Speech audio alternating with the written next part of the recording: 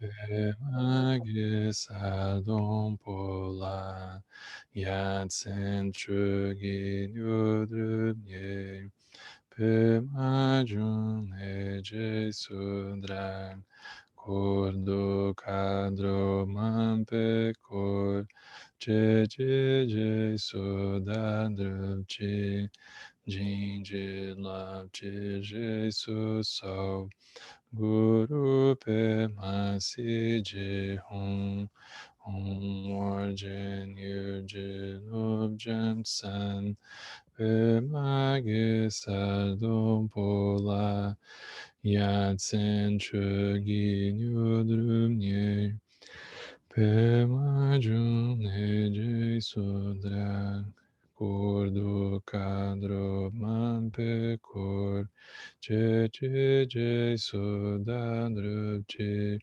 Jinji lab che je su so Guru pe masi je hum Om Orjen Yujin Ubjan San Pemage Sadum Pola Yatsen Chugi Nyudrum Nye Pemajun Eje Sudrang Kordu Kadru Mampe Kor Che Che Je Sudadrup Che Jinji lab je su so Guru pe masi je hum Sanje chodan sochi chodan la junchu bardo Dagni chapsu che dagi jinso jipe sonanchi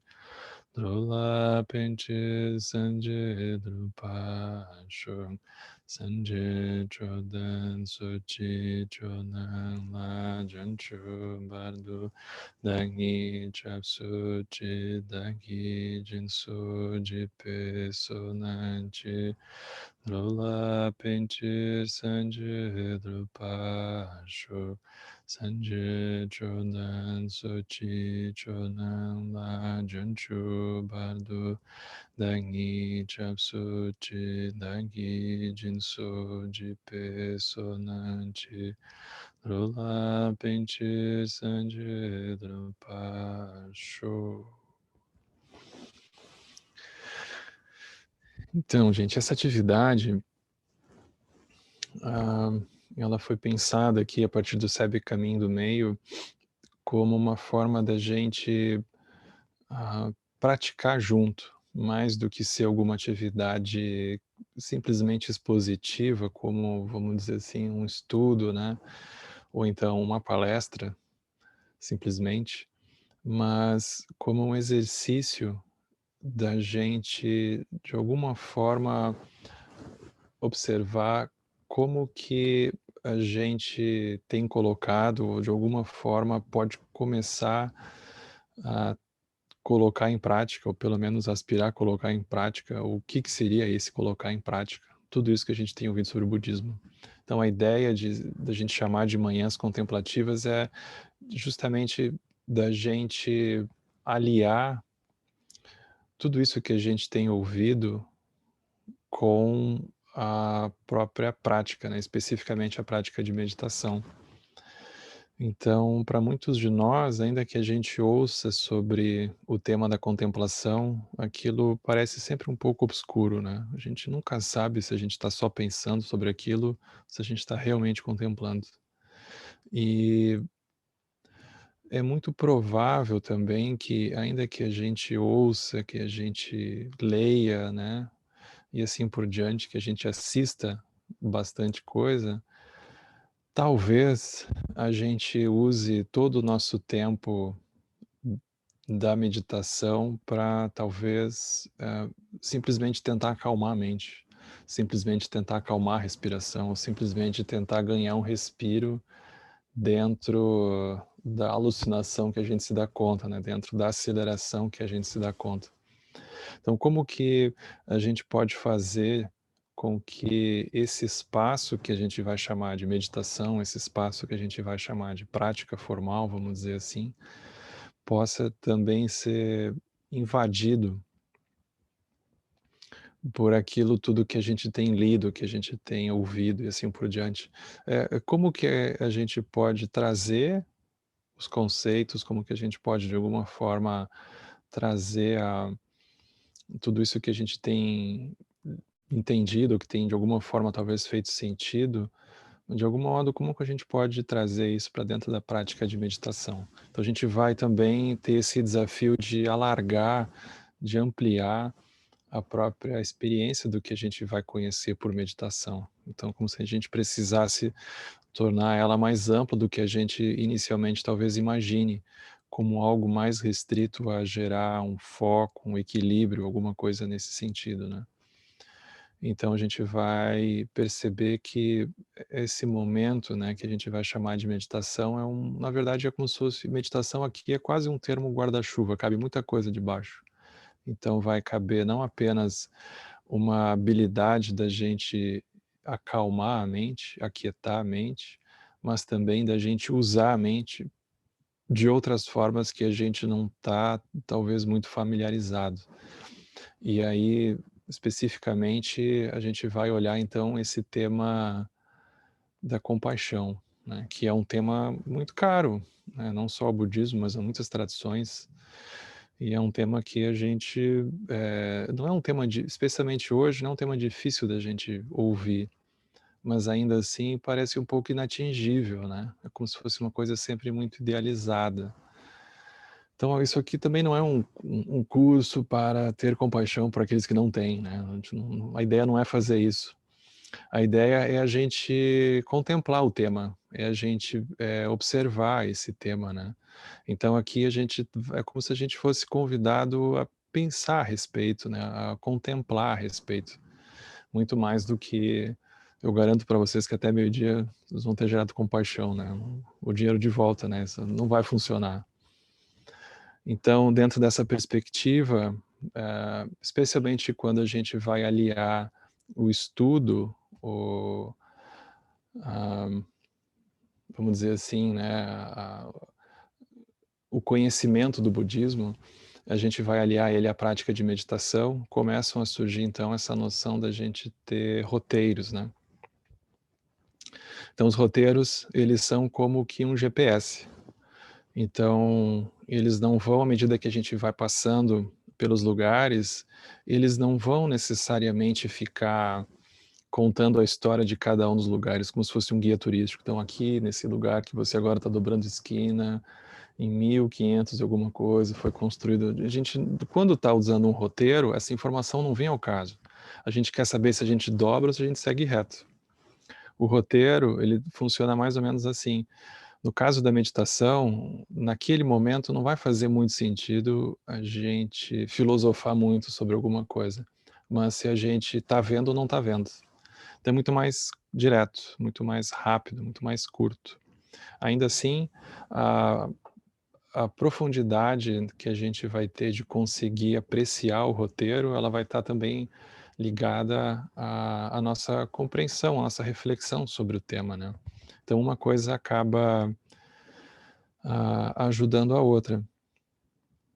Mas uma das grandes contribuições que o budismo vai ter para oferecer para nós, aqui no Ocidente, por exemplo, é o fato de que existe um método, existe um caminho. E isso para nós é realmente alguma coisa revolucionária, porque essa noção de caminho para nós, ela é, por incrível que pareça, muito vaga. Então, ainda que a gente possa estabelecer planos, a gente possa estabelecer uma estrutura, a gente possa ter uma visão muito clara das coisas, a gente imediatamente tendo entendido parte para ação, né. Então a gente pula uma etapa crucial que diz respeito a nós mesmos. A gente pula sobre nós mesmos, a gente não consulta o nosso karma, a gente não consulta a nossa energia, a gente não consulta, os nossos preconceitos que a gente tem com relação àquilo. Então a gente descobre que a gente tem dimensões arraigadas que elas não vão se alterar simplesmente porque aquilo faz sentido, ou porque então é uma ideia que a gente concorda. A gente descobre que a gente tem dimensões que elas não vão, serem transformadas pelo convencimento, basicamente, né. Então isso vem essa parte da contemplação. Então, no caso do budismo, é muito enfatizado a importância da gente não só ler sobre as coisas, a gente ouvir sobre as coisas e assim por diante, mas que a gente contemple. E que a gente contemple não apenas enquanto a gente está de fato lendo, ouvindo e assim por diante, mas que a gente utilize também, vamos dizer assim, o próprio processo de sentar na almofada, ou da gente sentar numa cadeira, não importa, mas a gente usar o processo da meditação como um caminho para a gente contemplar. Então é como se a gente lentamente vai atravessando paredes que a gente nem sabia que existiam, né. Do contrário, especialmente quando a gente entra nesse tema, da compaixão, por exemplo, a gente talvez, vai se dar conta que a gente tem como se fossem espasmos de empatia e de compaixão, um pouco esporádicos e um pouco fora de controle. Então a gente está seguindo a nossa vida um pouco ocupados, e aí de repente a gente se depara com alguma notícia, com alguma imagem, com alguma história que nos toca, e aquilo nos comove. Mas aquilo foi só um vento que sopra e talvez, ainda que tenha nos movido por um tempo, daqui a pouco aquele vento passa e a gente segue com uma sensação que não mudou nada, a gente segue. Então a gente vai vendo que a gente tem essas estruturas que, ainda que elas surjam para nós e elas pareçam óbvias, a gente vai se dando conta que aquilo também é passageiro. E daqui a pouco a gente está com a mesma sensação de vida, né? A mesma sensação de mundo. Então é como se fossem episódios muito esporádicos. O próprio jeito como a sociedade está estruturada favorece essa instabilidade, porque é só a gente olhar como que o noticiário é montado, né? Então a gente vê alguma notícia de Brasília da CPI, aí a gente vê alguma coisa da Covid, aí a gente vê os gols do Campeonato Brasileiro, aí tem o intervalo, aí tem alguma outra coisa que vem na sequência. É um pouco alucinado. Não dá tempo da gente processar as coisas, não são informações que elas não necessariamente casam umas com as outras, né. Então aquilo vai ficando num nível muito superficial em nós, né. Então esse processo da contemplação é como que a gente, por exemplo, pode pegar alguma coisa que de alguma forma a gente encontra relevância, um tipo de ressonância, e a gente fica com ela. A gente olha ela do avesso, se for o caso, né. Como fazer isso? Então a gente começa a selecionar trechos, a gente começa a selecionar pedaços que sejam o que a gente considera importante para poder, aprofundar a nossa própria compreensão das coisas. E o budismo ele tem uma qualidade muito, assim, quase inacreditável para o jeito, assim, externalizador e materialista da nossa cultura, que é um jeito que funciona. O budismo ele funciona quase como uma infiltração, que a pessoa ela não vê direito de onde é que aquilo veio, né. Ou como, por exemplo, uma neblina, uma cerração muito forte, em que a pessoa olha e pensa: "Ah, isso aqui não é nem chuva, é só uma neblina". Aí repentinamente a pessoa olha, tá tudo encharcado, tudo molhado e ela já não consegue mais se secar direito. Então é muito comum, por exemplo, o budismo ele não vai necessariamente usar uma abordagem invasiva, mas aos poucos a gente vai se dando conta de áreas, de regiões da realidade que a gente nunca tinha parado para pensar. Então vai nos convidando a olhar para coisas que a gente talvez nunca tenha parado para pensar, para perceber as coisas desde ângulos e lugares que a gente não suspeitava que existissem, né, e assim por diante. E é esse processo que vai, ao invés de destruir, de apontar, ele vai, na verdade, iluminando regiões, vai iluminando áreas, aquilo vai produzindo uma mudança no jeito que a gente olha para as coisas, até que a gente repentinamente começa a ter uma reação diferente diante das coisas. A gente começa a ver outras realidades, a gente começa a se importar com coisas, e aquilo vai vindo de um jeito que a gente não sabe nem explicar como é que a gente chegou naquele lugar. A gente simplesmente seguiu pensando sobre aquelas coisas, a gente simplesmente seguiu ali, mas quando viu estava tudo encharcado.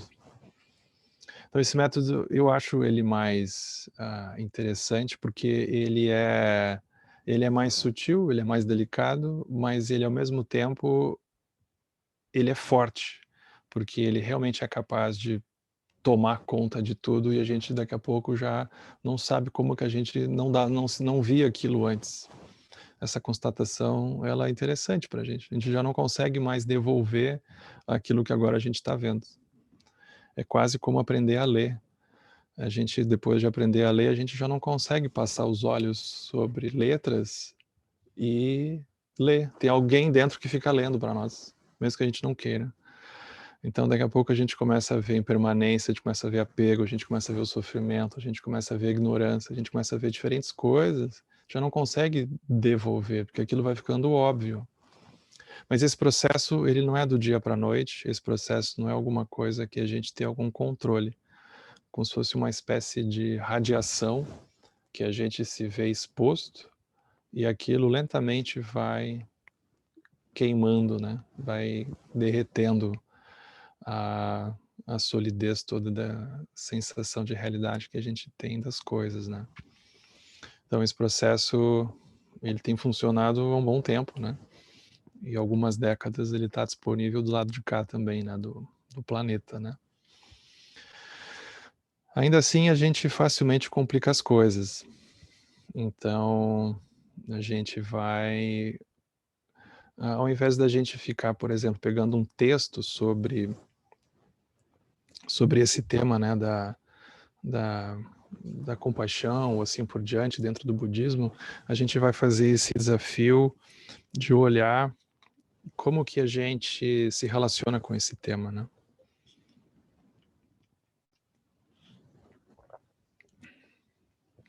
Então, por exemplo, tem uma coisa muito interessante que a gente deveria pensar, refletir, né? A gente deveria contemplar de saída, que é o fato de que, no fundo, cada um de nós, na verdade, funciona por demanda. Mesmo que a gente entre dentro de um currículo budista formal, assim, que a pessoa entra no primeiro ano da formação budista e saia lá no 10º ano, e ela estude tudo ali dentro, o que vai conduzir o caminho da pessoa, no fundo, é a demanda kármica dela. Então, mesmo que a gente fique lendo sobre Dharmakaya, sobre a vacuidade e assim por diante, e a gente tenta escapar dessas coisas aparentemente banais, mundanas, né, como o sofrimento, às vezes a gente pode olhar desse jeito, uma hora a conta chega. Tem uma hora que a conta chega. Então, é como se a gente sempre funcionasse por demanda. Então, dependendo do período da vida, talvez um tema como compaixão não faça sentido nenhum para nós, porque a gente está envolvido com outras coisas. Mas talvez em outros momentos aquele tema, por alguma razão, nos toque. Então a gente vai percebendo que a nossa sensibilidade aos ensinamentos, a nossa sensibilidade ao que a gente vai eleger como prioridade na nossa vida, como um tema de contemplação, não é necessariamente a gente que escolhe, muitas vezes aquilo se impõe. Então, às vezes a gente entra dentro de um caminho, ou a gente vai mergulhar dentro dos ensinamentos a partir de uma porta específica. Essa porta pode ser o sofrimento, essa porta pode ser meditação, essa porta pode ser uma experiência de querer aprofundar a filosofia budista, enfim. Mas tem alguma coisa que nos puxa ali para dentro. Então, o grande desafio que a gente tem é como transformar a nossa demanda kármica, a nossa conta que está para vencer ou já venceu e a gente não sabe como pagar, como é que a gente transforma ela em caminho. Então essa é uma habilidade que a gente vai precisar ter, porque é uma habilidade de contemplar. Ou seja, como que dentro da maneira como eu estou vivendo a minha vida agora, dentro das coisas que tomam a minha energia, o que que isso que eu estou olhando tem ajudado ou não tem ajudado, né. Então a gente precisa transformar esse processo em algo completamente prático, né. Quando a gente começa a aprofundar esse tema, especialmente ao se falar de compaixão, a gente vai inevitavelmente estar olhando para um aspecto Uhum. do que no budismo a gente chama de realidade relativa. Basicamente, a gente vai estar olhando para o sofrimento. A gente não tem como falar sobre o tema da compaixão sem falar sobre o tema do sofrimento. É como se ah, não tem sentido, né. A gente vai para falar da compaixão, a gente vai começar por onde? A gente vai começar pela dor. A dor é o ponto de partida, né. E a gente sempre vai começar com alguma coisa que está doendo, alguma angústia, né, alguma coisa que está apertando a gente e a gente não consegue escapar. Mas o desafio, se a gente quiser usar uma abordagem didática, é a gente sempre migrar de uma experiência de dor pessoal nossa, a gente reconhecer uma estrutura ali dentro. Então, esse ponto é muito importante. Como que a gente toma uma dor particular da nossa vida, ou de alguém, de a vida de alguém que está próximo de nós, ou nem necessariamente esteja próximo, mas a gente escolhe alguma coisa concreta que está doendo mesmo, e a gente ali dentro, escondido, a gente vê uma estrutura. Essa estrutura é a estrutura da primeira nova verdade. É uma transição que a gente começa a fazer, em primeiro lugar, de pensar que aquilo não é alguma coisa nossa, né. Ou seja, a estrutura significa a gente perceber que tem uma coisa que é o sofrimento, outra é o meu sofrimento, a outra coisa é a gente se dar conta que o sofrimento existe. Então, essa transição ela é muito importante, e ela não é muito fácil, porque justamente porque está doendo, a gente não consegue tão facilmente, olhar essa irmandade que está todo mundo junto nisso, né, porque está doendo no nosso. Mas como a gente se dá conta de que aquilo não é culpa nossa, não é culpa de alguém, aquilo é o samsara. A pessoa descobre: "Pá, isso é o samsara, que difícil". Então isso é como que a gente identifica a estrutura ali dentro, como que a gente identifica que tem algo impessoal ali dentro, né. Essa contemplação ela é muito importante, que é a gente perceber que tem uma diferença da gente achar que aquilo é algo da nossa vida particular, da nossa trajetória pessoal, da gente reconhecer que aquilo é algo inerente à condição de estar vivo. Ou seja, aquilo é muito mais amplo do que a gente poderia imaginar. Então, o fato de estar vivo diz respeito a estar passando por essa etapa que agora a gente está vendo. Mas a gente não olha muito desse jeito, a gente não olha, por exemplo, as crianças, e a gente não tem como contar para elas o que que espera por elas. É injusto, né, até vai tirar um pouco o coitado delas, né, barato, mas é um pouco chocante, porque não tem um pedaço que elas não vão encontrar daquilo, né. E é muito interessante a gente olhar esse aspecto, porque, por exemplo, a gente vai encontrando coisas na vida. E aí a gente para e pensa: "Mas como é que os meus pais atravessaram isso? Como é que eles fizeram? Como é que eles dormiam de noite quando eles cruzaram por alguma coisa como essa? E os meus avós, como é que eles fizeram para atravessar essa, como é que eles lidaram com a impermanência? Como é que eles lidaram com o sofrimento da mudança? Como é que eles lidaram com o dukkha? Como é que eles fizeram? Como é que eles lidaram com a sensação de abandono? Como é que eles lidaram com a raiva? Como é que eles foram fazendo aquilo? Como é que eles lidaram com a morte? Como é que eles lidaram com a sensação de que isso no fundo talvez não tenha muito sentido? Como é que eles fizeram? Então, cada uma das etapas que a gente vai encontrando dentro da gente, a gente vai se perguntando: "Como é que os outros estão fazendo? Como é que eles fizeram? O quem nunca nem ouviu ou teve o mérito de ter um tempo, de ter as condições para poder pensar sobre essas coisas, como é que eles se viraram? Como é que eles fizeram?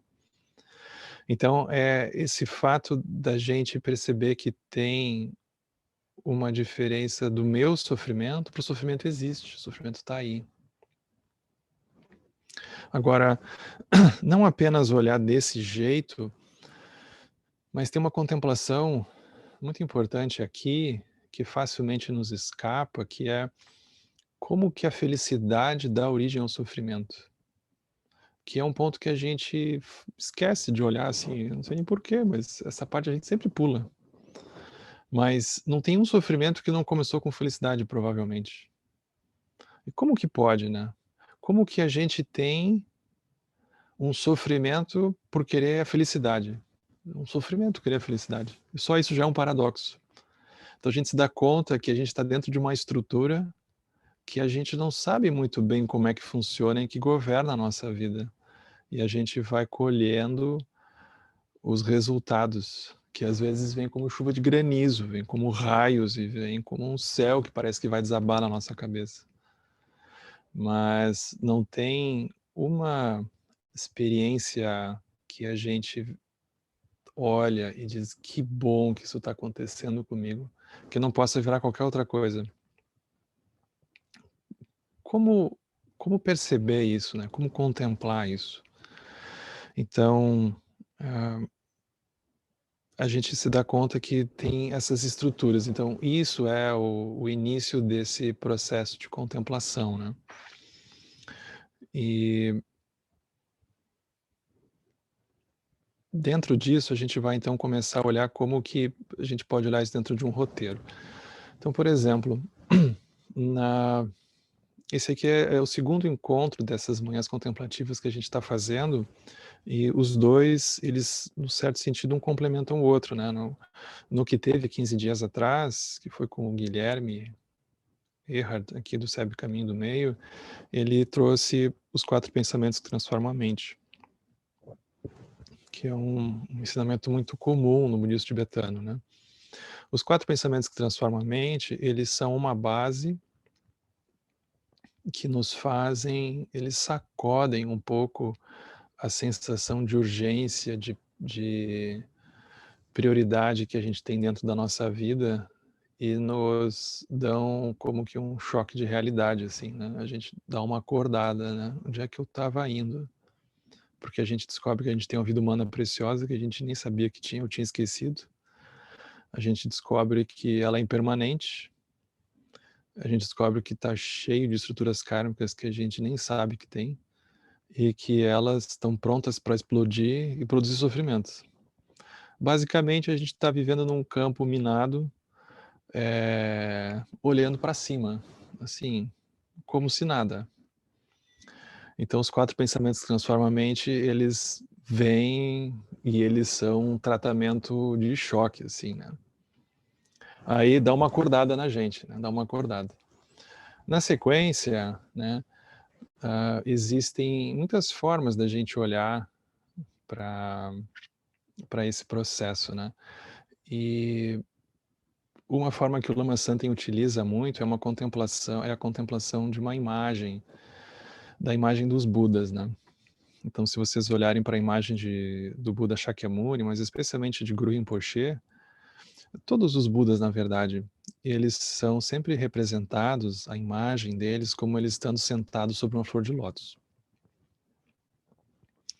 Então aquela flor de lótus ela é muito simbólica, porque o lótus não é uma flor que vai nascer, ah, num lugar, assim, favorável, né, como se fosse num gramado muito florido, muito bem cuidado, com todas as condições favoráveis. Ele precisa de um lodo, ele precisa de um lugar difícil para nascer. Então o lótus, quando a gente vê ali um Buda, no caso o Guru Rinpoche, a gente vê ele sentadinho, ele na verdade ele está sentado sobre uma flor de lótus, aí tem um lago, embaixo do lago tem um lodo. Então toda a imagem, ela é profundamente simbólica.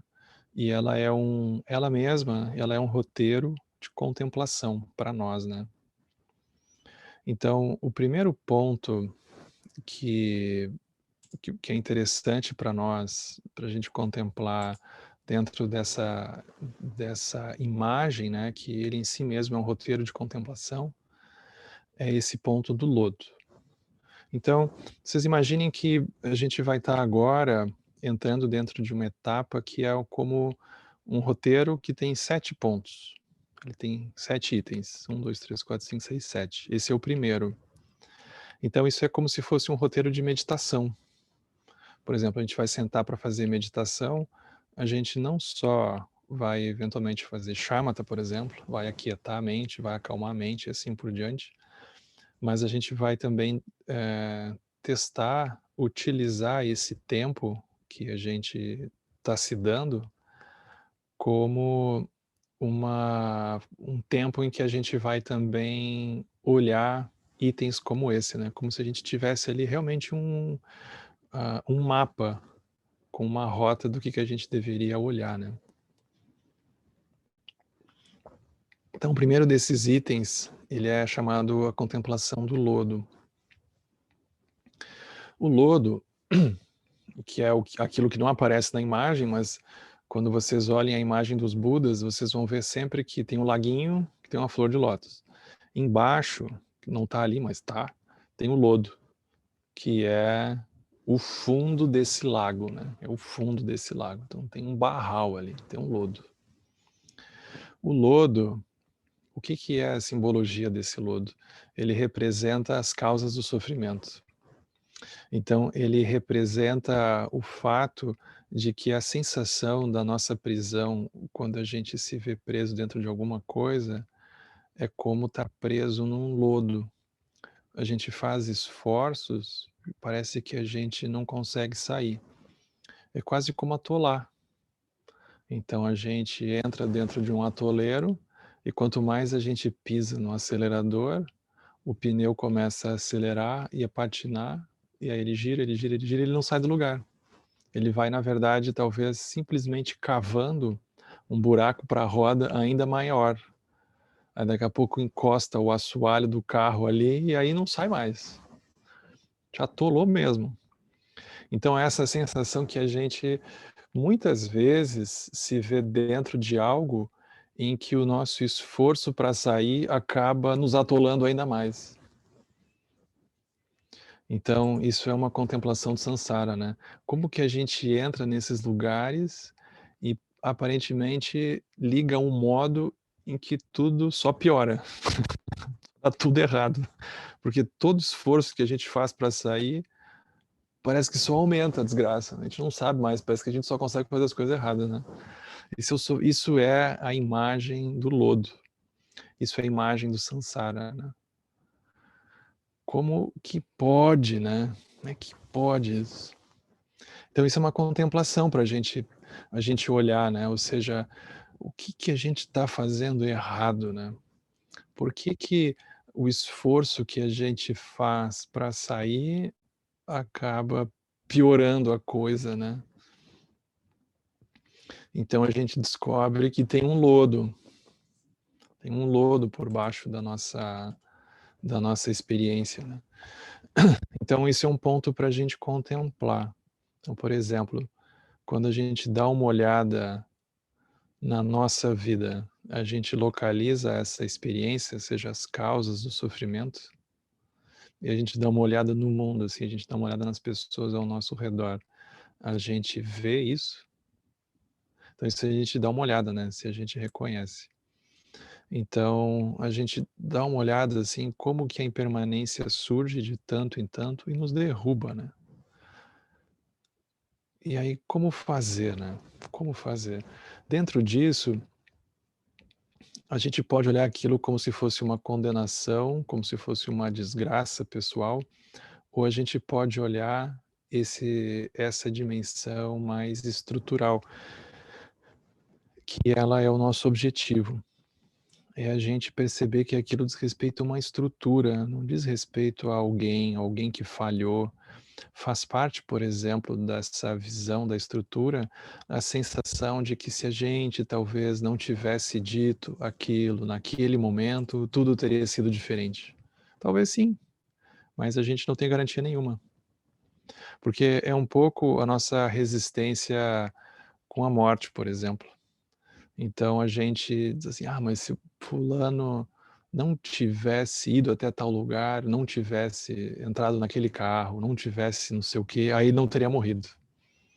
A gente fala como se tudo fosse para sempre.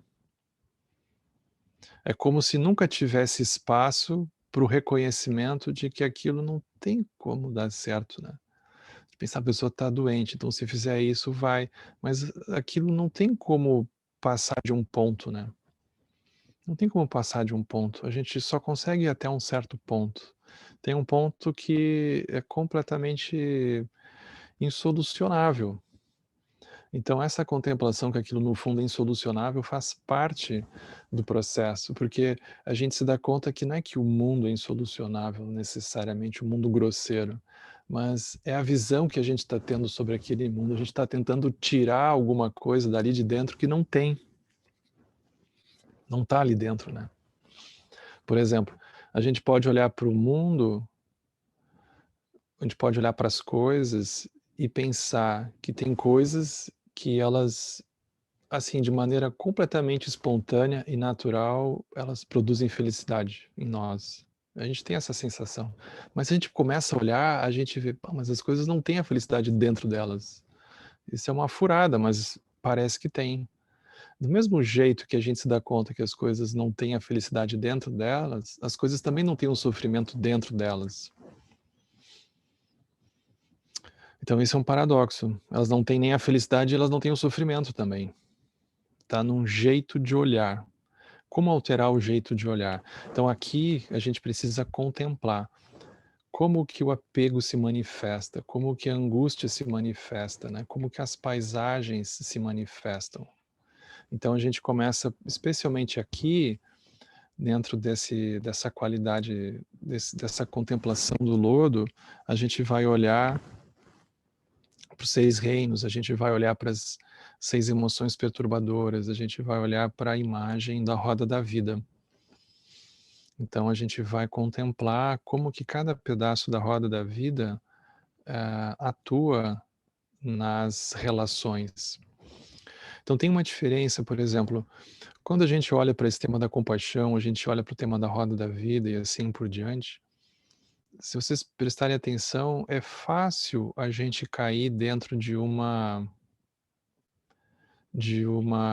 como se fosse uma visão muito impessoal. Então a gente olha assim o sofrimento do samsara, a gente dá uma olhada assim, o sofrimento do samsara é horrível. E os 6 reinos existem, os 6 reinos existem, os seres morrem, renascem ali. Então, a gente não sabe muito o que, é como se aquilo não tivesse um rosto, né. O exercício de contemplação é como se ele nos convidasse a ver rostos dentro disso que a gente está falando. Então, por exemplo, a gente olha o sofrimento, a gente olha a dukkha, a gente olha a experiência cíclica e assim por diante. Mas será que a gente já olhou para o porteiro do prédio com esse olho? Será que a gente já olhou para o vizinho de cima, o vizinho do lado com esse olho? Será que a gente já olhou para as pessoas com as quais a gente cruza no supermercado ou que estão na fila do caixa do supermercado, quando a gente cruza com elas, será que a gente já olhou para elas com esse olho? Em geral, a gente reclama delas, mas a gente não necessariamente fez um exercício de ver um rosto. Então, a qualidade de um roteiro é como que a gente começa a colocar rostos ali dentro, como que a gente começa a colocar um alguém ali dentro. Ainda que não seja a pessoa, aquilo a gente consegue ver se manifestando por dentro daquela pessoa. Como que isso acontece? Então, o roteiro, para funcionar, a gente precisa humanizar ele.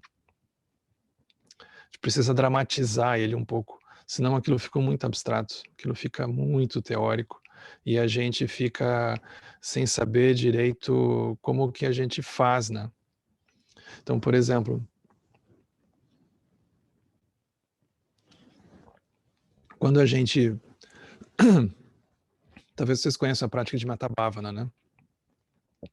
Então, a prática de Metta Bhavana, ela é uma prática super poderosa, mas às vezes a gente faz ela de um jeito um pouco displicente, né. Então, por exemplo, tem uma diferença da gente, falar as frases de Metta Bhavana para alguém, vamos supor, da gente lembrar das frases e dizer para aquela pessoa, a gente levantar e ir embora. Mas tem uma diferença da gente realmente parar e trazer a lembrança da pessoa. Aí quando a gente traz a lembrança da pessoa, tudo bem que pode não ser igual quando a pessoa está diante de nós, mas a gente, né, sente assim, um pouco invadido, mexido. Aí a gente pega exatamente essa emoção, essa percepção, de olha para aquela pessoa, na nossa mente que seja, e te diz assim: "Fulano, seja feliz". Aí a gente dá uma paradinha e vê como que aquilo comunica com a gente. O que que o nosso karma achou da gente desejar essa felicidade para outra pessoa? A gente para um pouco e olha. A gente não luta, a gente observa. A gente faz um outro movimento, a gente sugere alguma outra coisa, né, para o nosso karma, para nossa mente. Fulano, se afaste do sofrimento. Aí a gente para um pouco. A gente consulta o que que aconteceu por dentro. Aí a gente dá uma olhada. A gente não luta, não tenta alterar a experiência, a gente vê. Aí a gente diz a terceira frase: "Fulano, que você encontre as causas da felicidade". A gente dá uma paradinha e consulta de novo. Como é que aquilo reverberou dentro? O que que veio? A gente começou a protestar, a gente começou a lembrar de momentos que a gente queria esganar aquela pessoa, a gente começou a se dar conta que a gente tem muito mais apego àquela pessoa do que a gente imaginava, que a gente tem medo de perder a pessoa. O que que vem? A gente só diz a frase e olha, tá com aquilo. A gente diz: "Fulano, se afaste das causas do sofrimento". A gente dá uma paradinha e observa.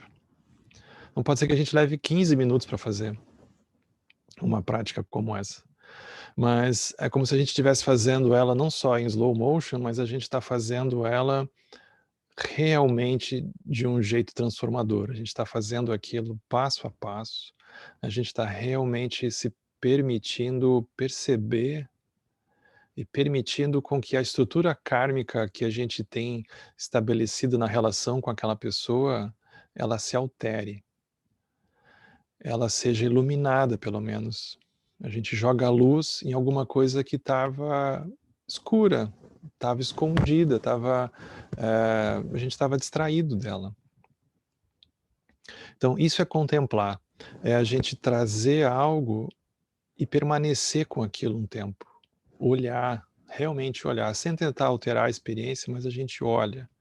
Então quando a gente começa a contemplar as causas do sofrimento, tem uma diferença da gente simplesmente acusar alguém por alguma coisa, da gente perceber o que que o apego faz, o que que a ignorância faz, o que que a responsividade faz.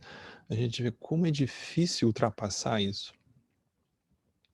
É muito fácil a gente, por exemplo, chegar num ponto em que a gente pode dizer assim: como é que eles chegaram nesse ponto de fazer isso, né? Não entendo, mas é simplesmente porque a gente não teve aberto o suficiente para ver que a gente faz igual.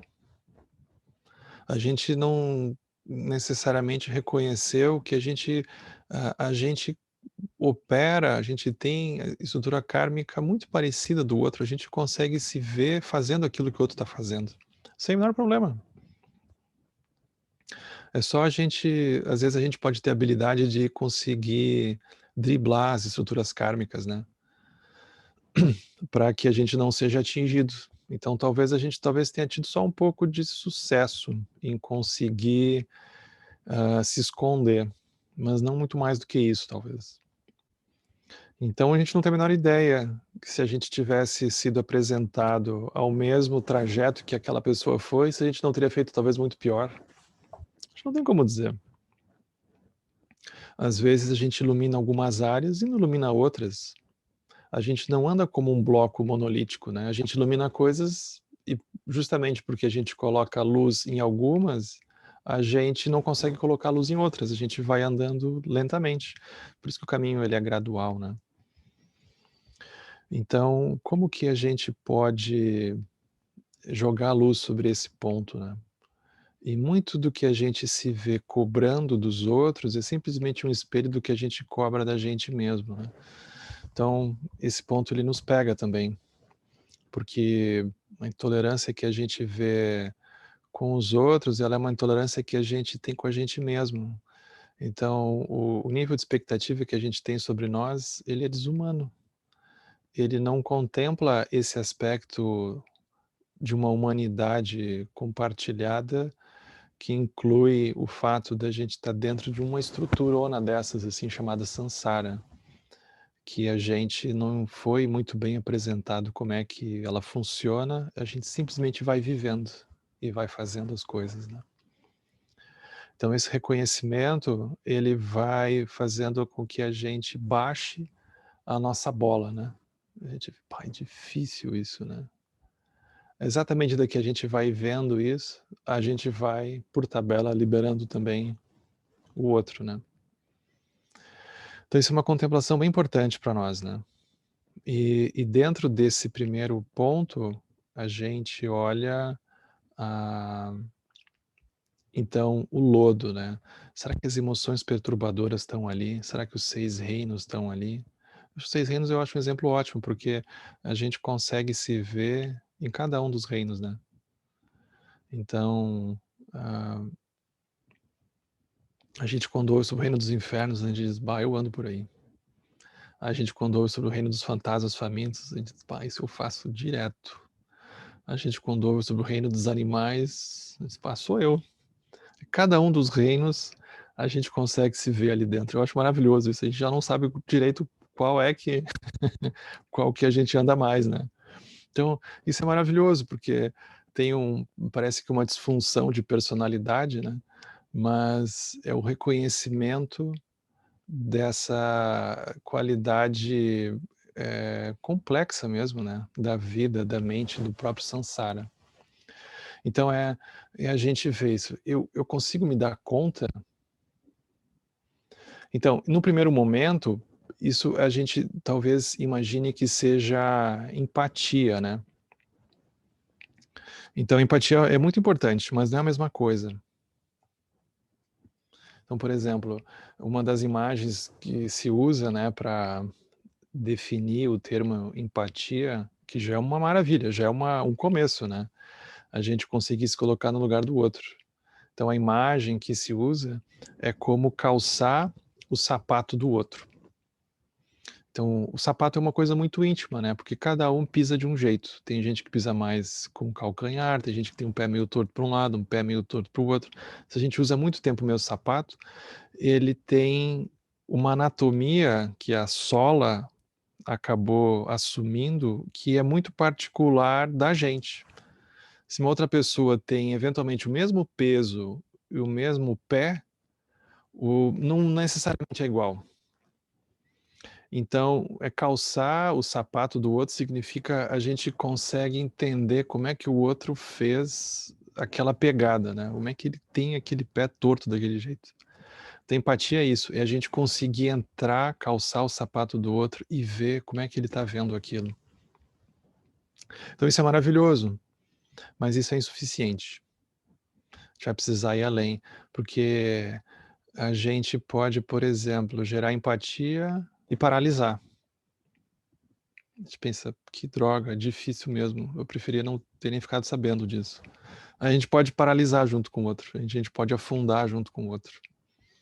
Ou a gente pode não conseguir se distanciar, que é um pouco a mesma coisa, né, tipo, não conseguir se distanciar e ter outras ideias. E a gente também está olhando de um jeito muito impessoal, a gente não está vendo essa estrutura chamada samsara, né. Então é como que eu começo, fazer esse roteiro, essa contemplação, e da mesma forma que a gente, eh, olha o aspecto impessoal, samsara, a gente precisaria ter uma listinha de nomes, assim como a gente faz em Metabhavana, por exemplo, a gente precisaria ter uma listinha de nomes que a gente vai fazer esse roteiro de motivação, esse roteiro de compaixão. Então o primeiro item é esse, né, como que é, como que é reconhecer o lodo dentro da minha listinha de seres. Eu olho para o ser e eu reconheço que ele está dentro de uma estrutura que ele talvez nem imagine, fazendo esforços e simplesmente sem saber para onde é que ele está indo, basicamente. A gente consegue fazer isso. Então a gente precisa humanizar essa contemplação, a gente precisa ter um rosto. Então esse é o primeiro ponto, é o lodo. Quando a gente contempla o lodo, aí tem a água, aí tem o laguinho, que é geralmente por onde a gente começa a ver as imagens dos Budas, né? Então tem aquele laguinho embaixo, e às vezes ele é minúsculo, mas ele está lá.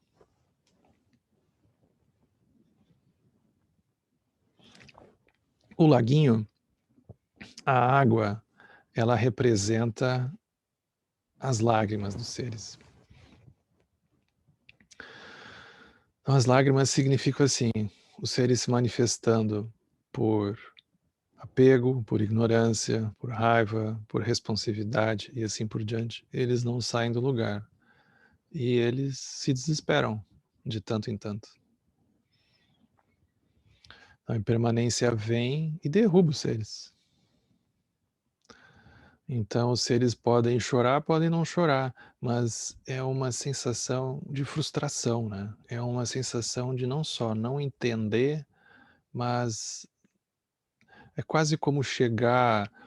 Tem uma imagem que se usa dentro do budismo para explicar, eu acho muito tocante, né? Que é como se fosse um eco, que é mais ou menos assim: a pessoa se depara com alguma coisa muito grande, que parece cósmico, né? Parece maior do que ela. As pessoas perguntam como é que sai disso, né? O que foi que eu fiz? Como é que isso funciona? O que está dando errado? E é como se a pessoa falasse isso e não tivesse nenhuma parede, nenhum lugar que pudesse ecoar de volta para ela, né? Então é como se ela falasse para um oceano e aquilo se perde, né? O caminho, ele começa a surgir quando, de alguma forma, em algum lugar, tem alguma parede em que aquilo bate e volta. A pessoa tem alguma coisa. Então tem um eco. O caminho ele começa desse jeito quase imperceptível em que aquilo ecoa em algum lugar. Então bate e volta, aquilo ecoa. Ainda assim é lento, o processo é lento, né? Mas aí vem as lágrimas dos seres, né? Então pode ser que surja um cansaço também. Então, como que faz, né? Vem o cansaço derruba os seres, né? A energia vem, a gente vai tirar a energia da onde agora? Para recomeçar e para fazer. Onde é que está o meu refúgio? Qual o refúgio dos seres, né? Então vem essa contemplação. Ou seja, será que a partir do item 1, do lodo, surgem as lágrimas ou não surgem as lágrimas? Então a gente vai ter que olhar isso. Aí quando a gente olha, a gente começa a pensar, bom, mas e aí, quando surgem as lágrimas, né? Quando surge essa experiência, essa contemplação, o que, o que será que eu faço, né?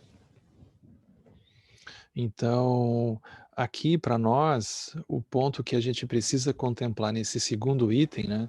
A gente já acumulou aqui o primeiro, que é o lodo, aí vem o segundo, que são as lágrimas, né? Que é o lago esse, né? E quando a gente se depara com isso, o que é que brota dentro de nós, né? Então, isso a gente vai ter que se perguntar, né? A gente vai ter que perguntar para o nosso karma, a gente vai ter que perguntar para a nossa paisagem. E quando eu me deparo com isso, o que é que brota dentro de mim? Então, por exemplo, quando eu olho para uma lista de seres que eu vou treinar esse olhar, o que é que brota dentro de mim? Será que brota o impulso de mais samsara, de pegar o lodo e jogar na cara daquela pessoa? Pegar um balde e encharcar a pessoa com a água do lago esse? Ou brota uma energia de pular fora disso e trazer o outro junto, né? Então isso aqui é uma pergunta que a gente tem que se fazer, porque, por exemplo, pode ser que a gente olhe para essa situação e fui, a gente quer ir embora, a gente vaza e não leva ninguém junto. Pá, aquilo não vai funcionar. Aí a gente vai começar a perceber, será que eu levaria esse aí junto? Ou não? Aí talvez a gente descubra que a gente tem um conjunto de critérios, né? De quem a gente levaria e de quem a gente não levaria. Aí a gente quer também ter um como se fosse um manual de conduta, né? Se a pessoa se comporta, eu levo. Se não se comportar, eu não levo. Então a gente começa a ver as nossas intransigências, né? A gente começa a ver os nossos limites, a gente começa a ver o nosso conjunto de expectativas sobre o outro, né? O paradoxo é que esse conjunto de expectativas que a gente tem sobre o outro, eles são a causa do nosso próprio sofrimento. Então, isso é muito gozado, né? Como que a nossa expectativa, ela por si só já é o nosso próprio sofrimento, né? Porque a gente está jogando, a gente está se movendo como um elefante numa cristaleira que tem um mínimo espaço para se mover. Porque se o outro não dançar conforme a música, a gente já pula fora, né? Então aqui é isso, né? Ou seja, a gente olhar, aí se eu não vou levar esse aí junto, a gente tem que se perguntar, por quê? O que que de alguma forma me toca que parece impossível, né? Que estrutura que eu estou tentando sustentar que eu talvez não esteja disposto a soltar? A pessoa diz, não, eu até posso querer atingir iluminação, mas isso aqui eu vou levar junto, isso aqui não. Aí a gente tem essas regiões que a gente não está disposto a abandonar uma sensação de certeza, uma sensação de identificação. Quais são essas regiões? Então, nesse sentido, é muito importante a gente perceber um detalhe que passa muito despercebido por nós, que é o fato de que uma das vantagens do sofrimento, por incrível que pareça, é o fato de que o sofrimento, a experiência do sofrimento, ele explicita as regras do jogo. Então a gente descobre que a gente estava jogando um jogo. E quando o sofrimento bate, ele está revelando que alguma regra que a gente nem sabia que tinha, ela foi violada. Alguma regra que a gente nem sabia que tinha criado, que existia, que a gente construiu, aquela regra não foi obedecida. Então, essa é uma das vantagens do sofrimento.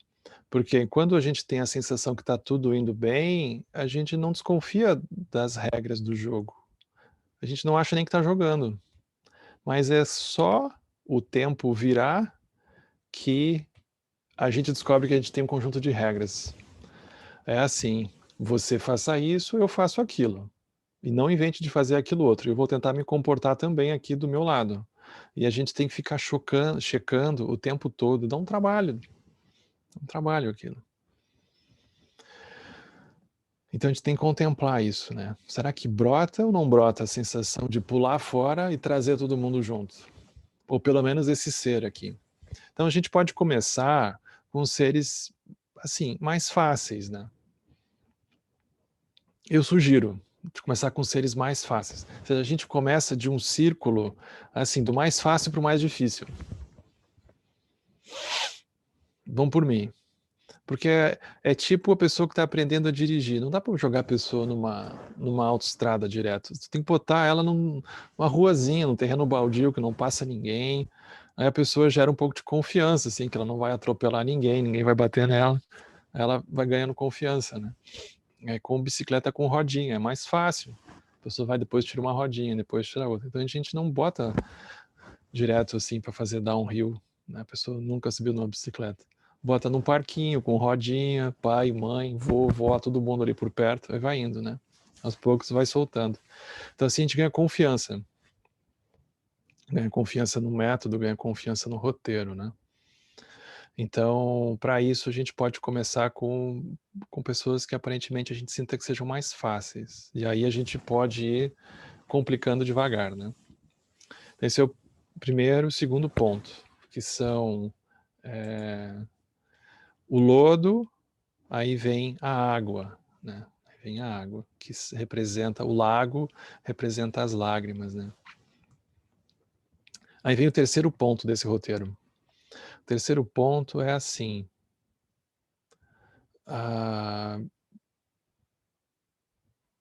será que brota então essa energia de pular fora desse samsara e fazer alguma outra coisa?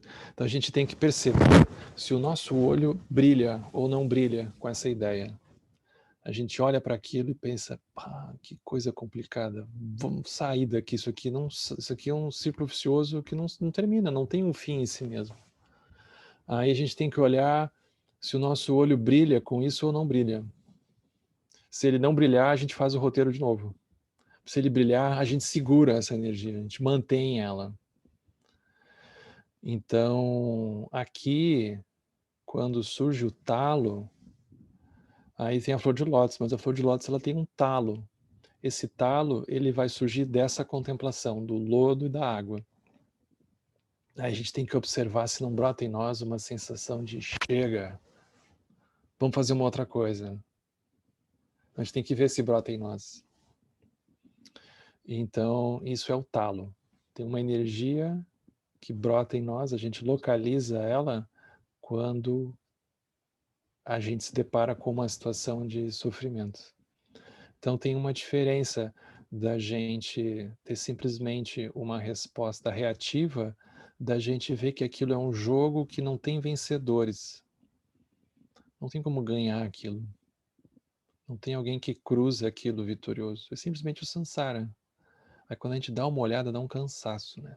Dá um cansaço, isso não leva a lugar nenhum. Fazer outra coisa.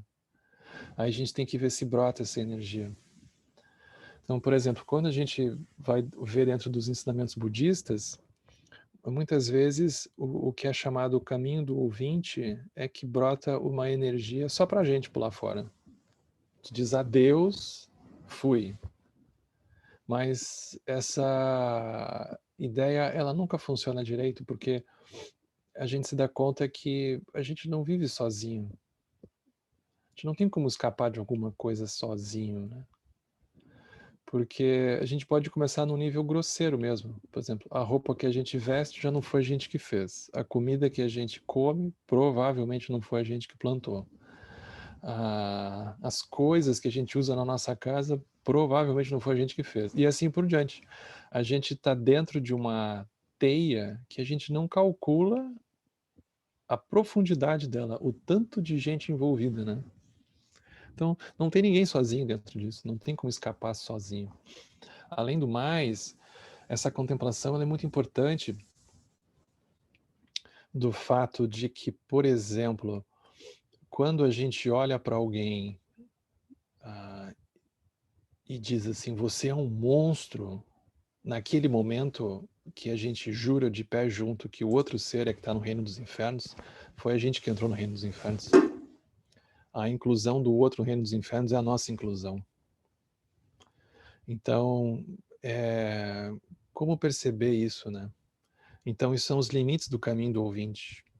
Não tem como deixar alguém amarrado no samsara e a gente lá flutuando em direção ao nirvana. A gente vai levar todo mundo junto. Então, essa é a contemplação do Mahayana. Todos os seres importam. Não tem um ser que não importe.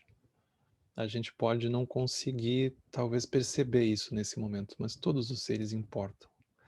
Então, a gente tem que consultar o nosso karma, consultar a nossa energia, consultar a nossa mente, convidar ela a ver isso, né?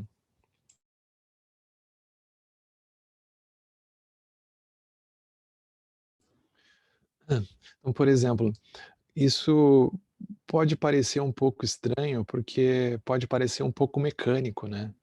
A gente tem, às vezes, uma idealização, a gente gostaria que a compaixão fosse uma coisa assim natural, espontânea, que a gente abrisse o olho e saísse vendo para tudo que é lado, né? E seria muito mais bonito, porque é uma coisa de dentro do coração e assim por diante. Mas isso também é cultivado. Isso também é cultivado. Da mesma forma que o jeito pelo qual a gente olha para as pessoas, a gente foi educado, a gente foi treinado a ver isso. Isso é a cultura. Quando treina a gente a ver que lugar de tal pessoa é esse lugar, o lugar daquela pessoa é aquele lugar. Isso não é assim. A gente foi treinado para ver isso. gente foi educado, escolarizado. Então, um processo massivo, estruturado, que a gente veja as coisas de um certo jeito. A gente foi treinado a ver do jeito que a gente vê. Ainda que a gente não se dê conta e pensar tudo muito espontâneo, a gente foi treinado para ver desse jeito. Então, da mesma forma, o caminho da compaixão, ele também é um processo em que a gente vai cultivando. Eu prefiro olhar assim, né? É um cultivo, a gente vai cuidando, como uma planta, tu vai cuidando dela. E a gente vai se alegrando porque ela vai ficando maior. Ela vai crescendo realmente. Só que dentro disso tem as estações. Então é cíclico, porque tem estações, tem momentos em que ela realmente parece que está vindo maior. Nossa compaixão parece que está, mas tem o inverno. O inverno ela vai ficar recolhida. Tem momentos em que aquilo vai ficar nublado, vai estar chovendo, vai estar frio, e parece que não vai vir nada. Vai ficar hibernando. A gente parece que esqueceu como que é. Daqui a pouco o ciclo vem e aquilo recomeça, a primavera retorna. Então, esse processo, ele é circular, ele não é um processo linear, em que a gente anda marchando em direção à compaixão, né? A gente vai fazendo isso pouco a pouco. Então, esses são os 3 primeiros pontos do roteiro. Lodo, a água, e aí a gente olha o lodo, a água e vê se brota o talo. Aquilo surge dentro de nós ou não. Aí vamos supor que brote. Aí vem o 4º ponto, que é a flor. Então tem a flor de lótus, tem as pétalas da flor de lótus, né?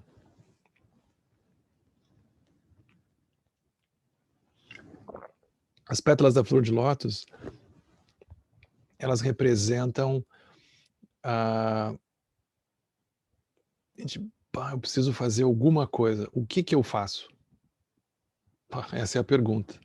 A flor, ela representa isso. O que a gente faz, né? Por onde a gente começa? A gente sempre começa pelo jeito errado, né? Porque significa assim, a gente quer oferecer para o outro aquilo que a gente sentiu que funcionou para a gente. Pensa, vou dar um livro do Lama para a pessoa. A gente vai lá e compra e manda o link. Né? Vou mandar esse vídeo. A gente vai dar um retiro de presente para a pessoa. A gente não necessariamente tem muita paciência de chegar perto da pessoa, tirar a temperatura, ver como é que pode fazer isso aqui funcionar, né? A gente tem uma visão muito colonizadora nesse sentido. Então, as pétalas da flor de lótus, a flor de lótus, ela representa... A gente não sabe muito bem como que a gente vai lidar, o que a gente vai fazer, né? Mas a gente está aberto, a gente está interessado. Então, isso vem a sabedoria do espelho, né? Como é que será que pode funcionar aqui, né? Tem uma história que eu sempre conto nessa etapa da flor de lótus, né? É uma história da Monja Coen que eu gosto muito, de uma vez que ela foi na época era FEBEM ainda, né? E chamaram ela para ensinar meditação para os jovens lá, né?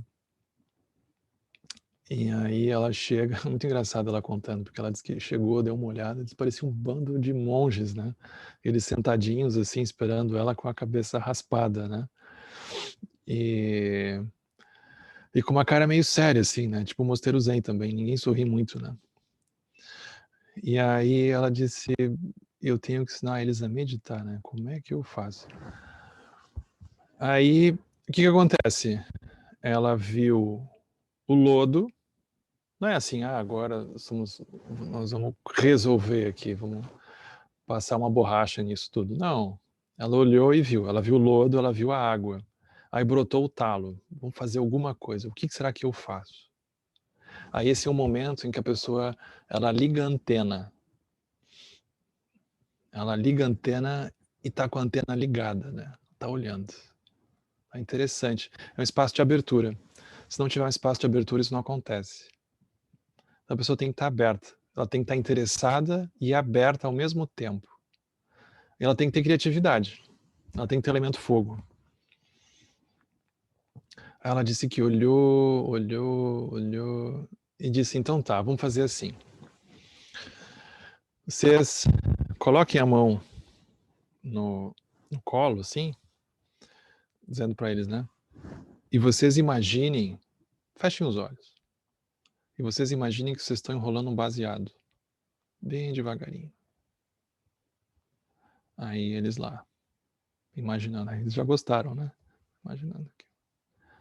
Aí ela disse, tá, agora vocês imaginem que esse baseado ficou pronto, ele ficou ótimo, e vocês lentamente vão pegar ele e vão botar na boca. Aí bem devagar vocês vão inspirar, bem devagar vocês vão exalar. De novo, aí vocês inspiram, aí bem devagar vocês exalam. Aí pronto, eles meditaram. É genial. Mas se ela chegasse lá para falar dos benefícios de shamatha, não durava um segundo. Então tem uma diferença entre o budismo e a gente ter meios hábeis. Então, vasta a maioria dos seres a gente vai ter que ser criativo, porque o que importa mesmo não é o budismo, o que importa mesmo é isso, é o lodo, tem a água, tem o talo e tem a flor, isso que importa. O budismo nos ajuda a entender esse processo, mas a gente vai ter que realmente ver o que funciona. O que funciona? Que mundo é esse que o outro vive? Como é que eu vejo? E se a gente tiver qualquer tipo de preconceito, qualquer crítica, qualquer tentativa de consertar o outro, ou de tornar o outro parecido com a gente, que é o nosso grande obstáculo, né? Um dos. A gente sempre dá uma olhada para o outro e pensa assim, se ele ficar um pouco parecido comigo, ele está melhor, né? É como se o outro sempre fosse uma versão um pouco empobrecida da gente. Isso estraga tudo. Aí, como ultrapassar isso? Então tem o lodo, tem a água, tem o talo e tem a flor de lótus. A flor de lótus é isso. É como vasculhar o mundo do outro, né? Como ver o que o outro está vendo. E entendendo que o outro, ele tem que andar com a cara que ele tiver, não com a cara que a gente gostaria que ele tivesse. É só ele que vai saber a cara que ele vai ter que ter, né? A gente não precisa assumir uma cara para entender esse processo. O karma que a gente tiver, ele por si só já é o combustível, ele já é o lodo, já é a água, dali a gente vai fazer brotar o talo e a flor. Então a gente vai ter que ver, e a gente vai se deparar com muitas situações em que a gente tem a vontade, a gente vê o talo, e bota a mão no bolso e não tem uma ferramenta, não tem uma chave, não tem nada. A gente vai ter que se deparar com as nossas próprias limitações. A gente se depara com elas, a gente vê situações que a gente não sabe o que fazer, a gente reza. Mas a gente vê que o nosso limite é gigantesco, se tratando de meios hábeis, gigantesco. O Dalai Lama é muito crítico com o budismo nesse sentido.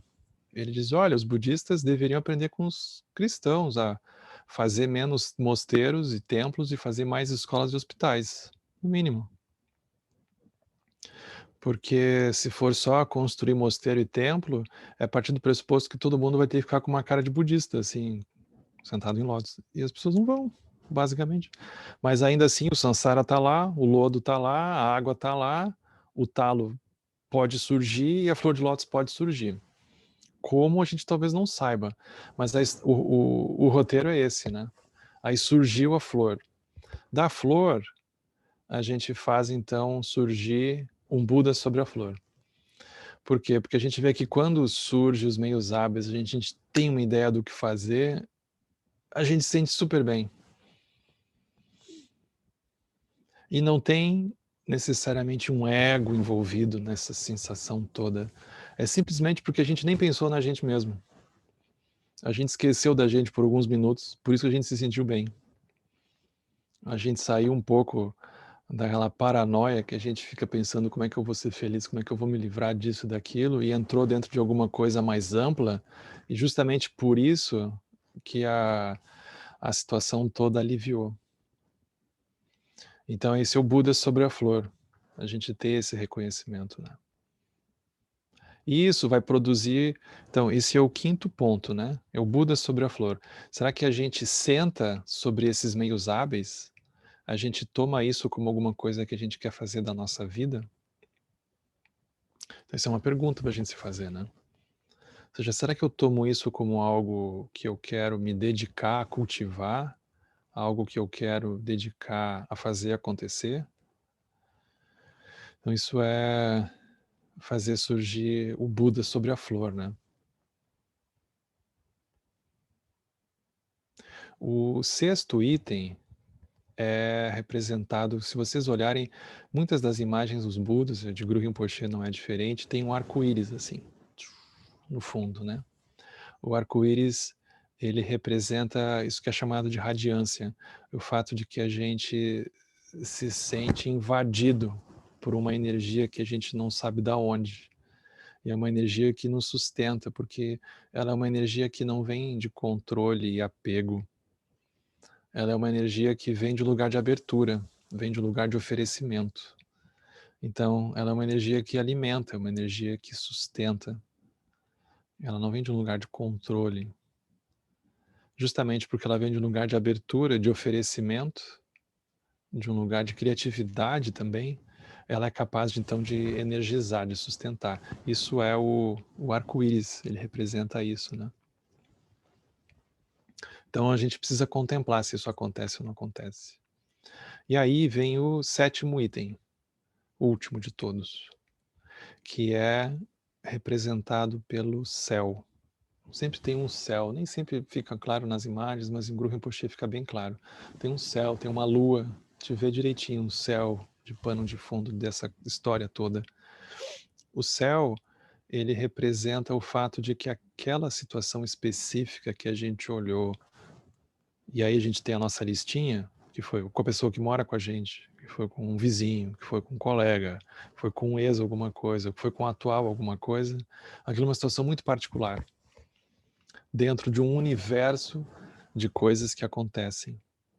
Então é como se a gente treinasse esse recuo para perceber uma coisa muito mais ampla. Ou seja, aquilo, ainda que está ali agora como uma coisa completamente concreta e última para nós, aquilo também vai passar.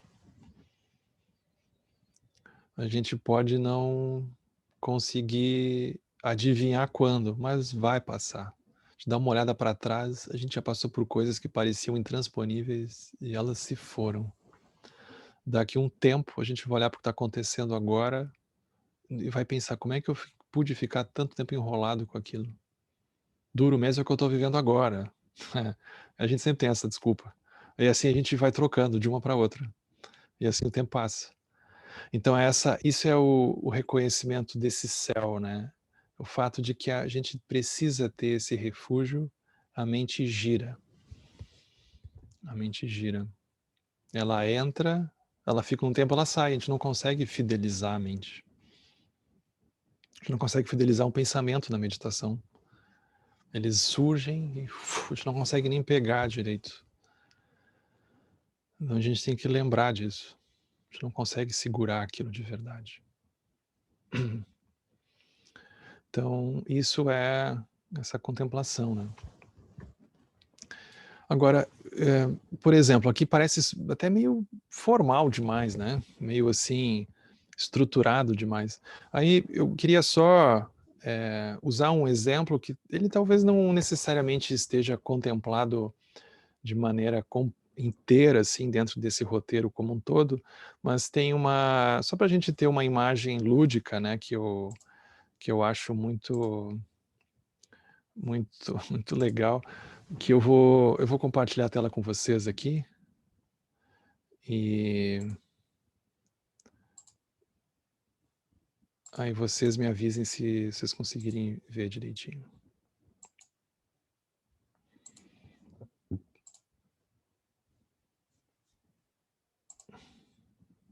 Vocês estão conseguindo ouvir?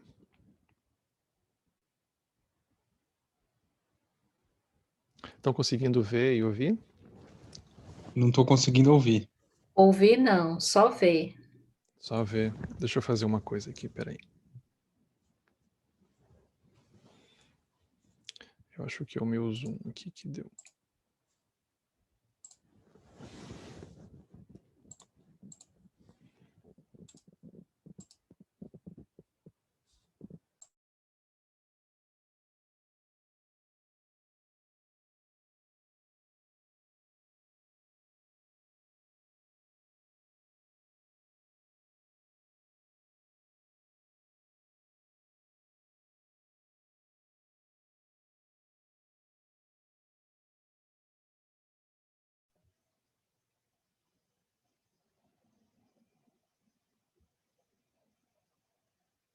liga pra gente. Agora vai dar.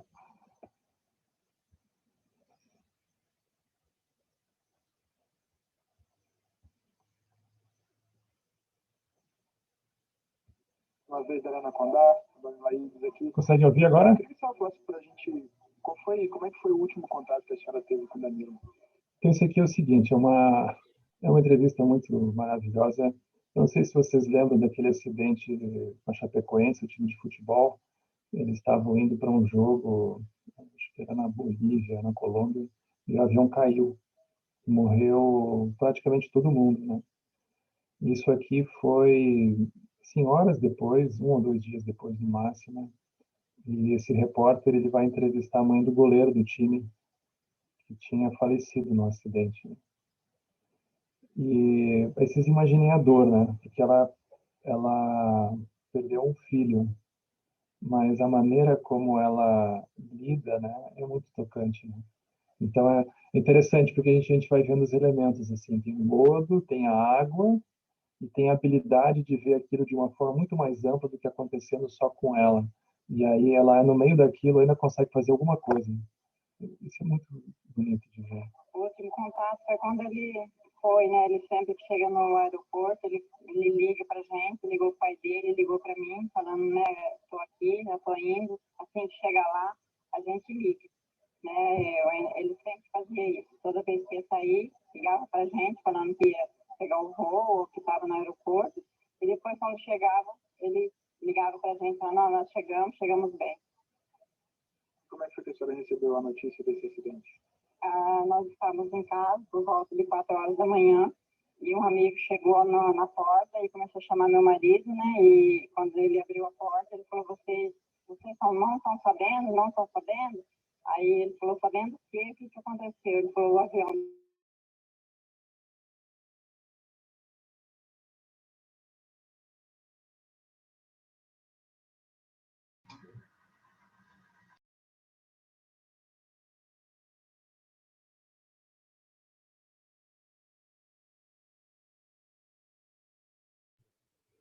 Sumiu o som novamente, Henrique.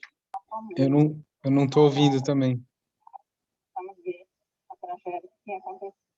E imagino para vocês também é ainda mais difícil, né, pelo Danilo ter chegado com vida ao hospital. Né? Isso, acho que foi, né? Eu comentei com os meninos ali. A pior coisa que foi, acho que foi se ele tivesse acontecido igual os outros, eu já tinha perdido a esperança e pronto. Mas ele não, nós ficamos o dia inteiro. Eu fui saber que a confirmação da morte dele foi 3 horas da tarde. Então foi das 6 da manhã até as 3 da tarde nessa angústia, nesse desespero, sem notícias. Ninguém ligava, ninguém falava nada. Então era só a TV, cada uma dava uma notícia diferente. Foi difícil, foi muito difícil. Um dia inteiro de angústia e de desespero. A senhora tem a dimensão do ídolo que o Danilo foi, né, era para a Chapecoense, do quanto essa cidade aqui gostava dele? Então,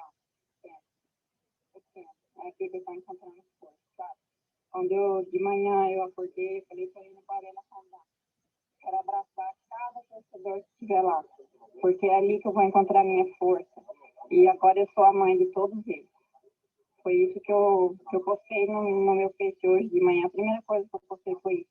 Estou indo para a arena e eu quero abraçar cada torcedor, porque eu sei o quanto eles estão sofrendo. Estão sofrendo como eu.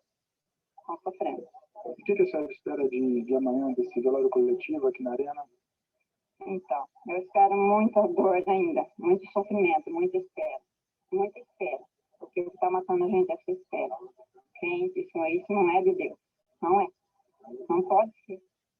Você já imaginou você saber que seu filho está num lugar longe, que você não pode abraçar, vai chegar no caixão lacrado, vai colocar ali, e você vai ficar de longe vendo ele. Não vai poder abraçar, não vai poder olhar no rosto dele, nunca mais. É terrível, essa espera é terrível. E ainda não sei quando vai chegar na minha cidade para mim ver lá ele lá com meus amigos, com a minha família, com os ídolos dele. Tem criança, tem menino chorando que jogava bola com ele desde 18 anos. Eles estão lá chorando desde segunda-feira. Você tem noção de uma pessoa ficar chorando uma semana para chegar lá e nem ver ele? Então, essa espera, ela está matando a gente. Está matando a cada um, cada segundo que eu olhar no meu celular, tem uma mensagem. E a resposta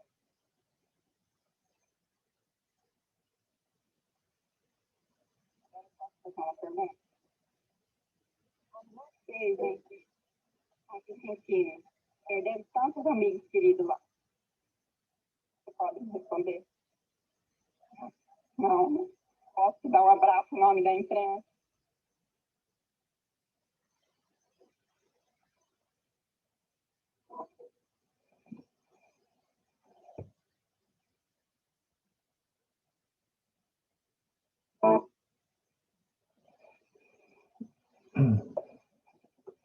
Esse exemplo aqui, ele, na época, ele...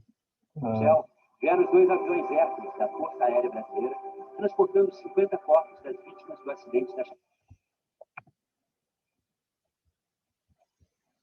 Na época, esse exemplo, ficou muito conhecido, porque ela fez alguma coisa completamente inesperada, que foi ela virar para o próprio jornalista no meio daquela dor, se colocar no lugar dele e ainda assim conseguir oferecer alguma coisa para ele naquele momento. E estava sendo transmitido ao vivo, né? Então, como esse, a gente vai encontrar muitos exemplos, né? Mas é o fato da gente se dar esse tempo, esse exercício de pegar alguma coisa que a gente vai vendo acontecer e conseguir olhar de um jeito muito mais profundo e tornar aquilo algo que a gente consiga tornar uma rota de saída para aquele próprio sofrimento, né? Como fazer isso? Então, a ideia desse roteiro é a gente ir pegando exemplos e situações e fazendo isso acontecer, né? Então, eu pensei que a gente poderia tirar assim uns 10 minutos e a gente fazer uma vez esse exercício aqui juntos, né? Aí depois a gente conversa um pouco. Pode ser? Então vamos.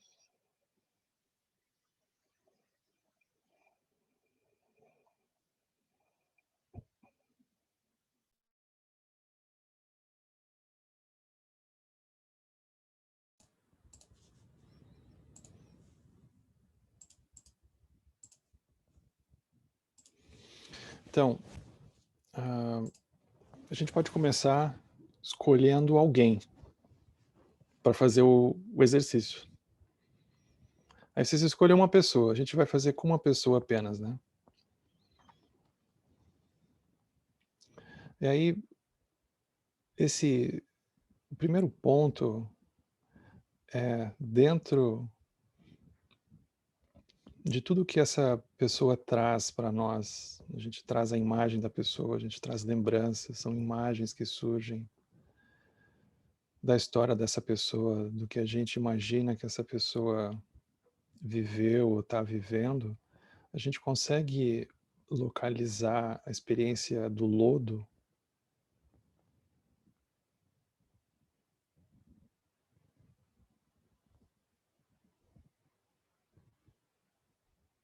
Ou seja, a gente consegue ver o aspecto não apenas grosseiro ou externo do comportamento, de tudo aquilo que a gente poderia apontar, mas a gente localiza esse aspecto estrutural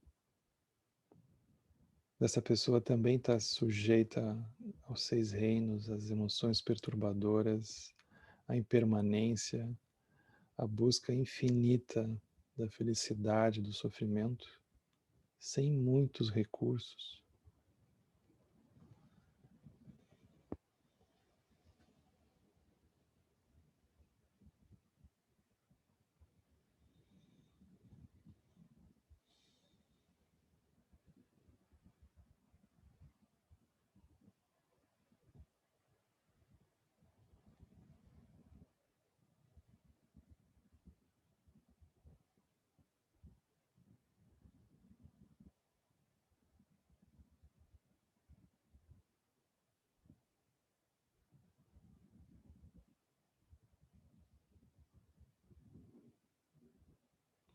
E junto da contemplação do lodo, a gente reconhece também a água, ou as frustrações, a impermanência surge aqui e ali.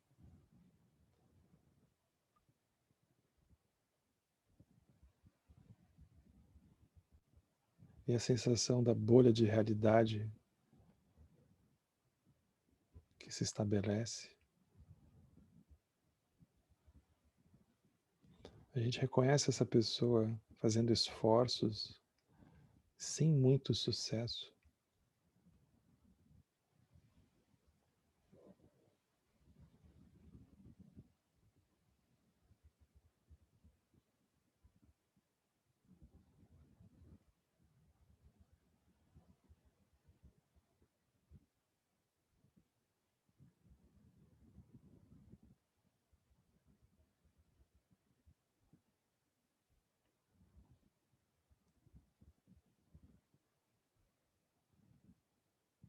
E desse lugar de contemplar o lodo, contemplar a água, nós vemos surgir dentro de nós uma aspiração, uma vontade, um desejo de ampliar a visão,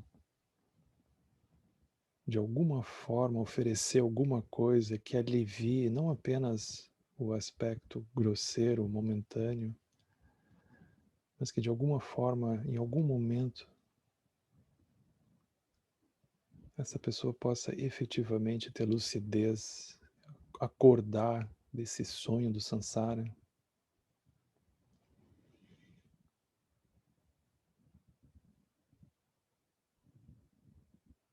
A gente reconhece essa energia em nós, a gente reconhece esse talo do lótus surgindo do lodo, da água.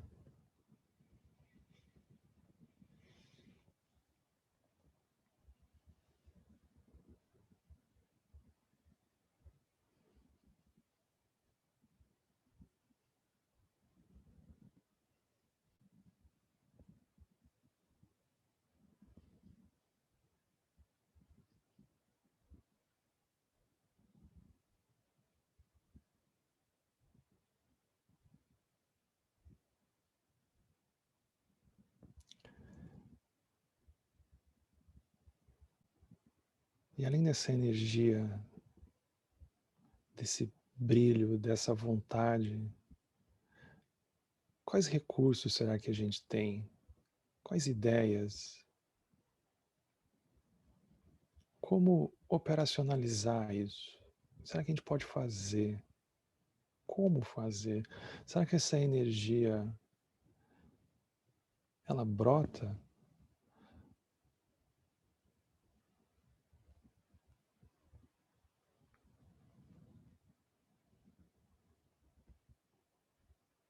Como que a gente estabiliza essa energia? Como que a gente toma esse lugar de relação como o nosso lugar de relação com o mundo, com o outro?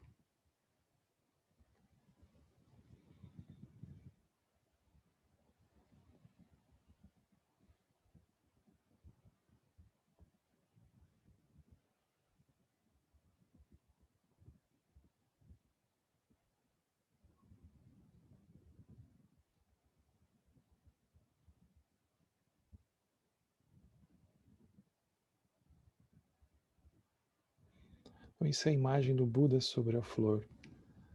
A gente senta sobre esses meios hábeis, a gente toma essa energia como sendo a energia que conduz a nossa vida, conduz a nossa relação, as nossas relações. A gente toma refúgio nisso. Surge uma decisão de fazer as coisas andarem desse lugar.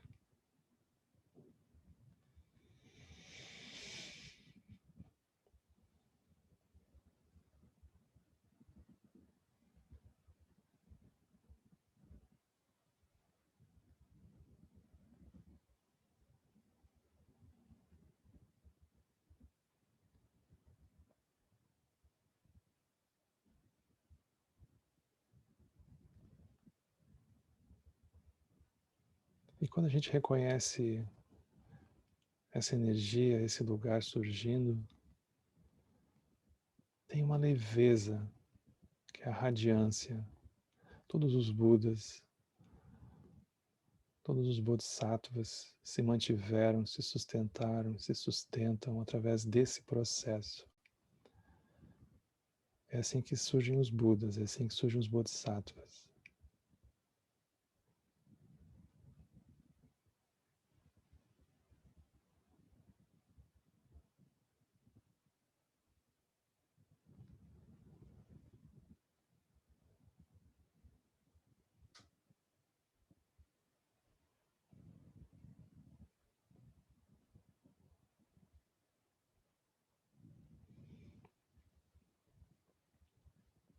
Ainda assim, é um caso particular dentro do espaço básico.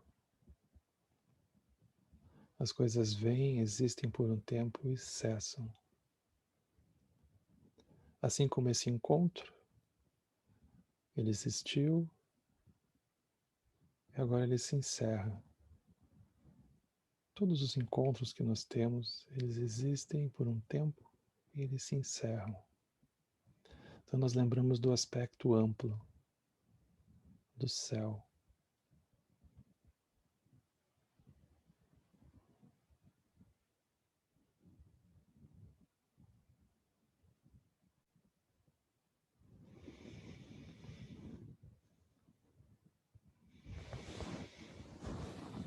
E assim a gente encerra essa rápida meditação.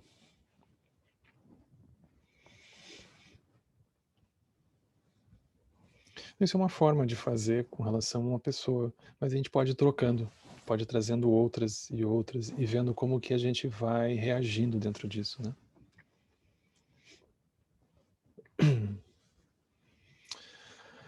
Então isso é uma forma de contemplar, isso é uma forma de trazer esse tema como para dentro de um roteiro, né?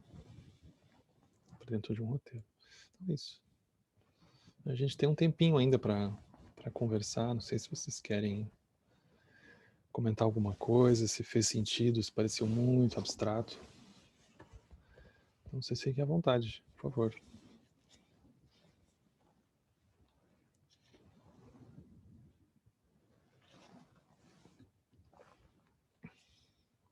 O Henrique, Maxwell, Natal. Qual é a importância da Não estou te ouvindo. Muito estranho. Vocês ouvem Maxwell? Oi. Vocês ouvem ele? Ixi, espera um pouquinho. Aconteceu alguma coisa aqui.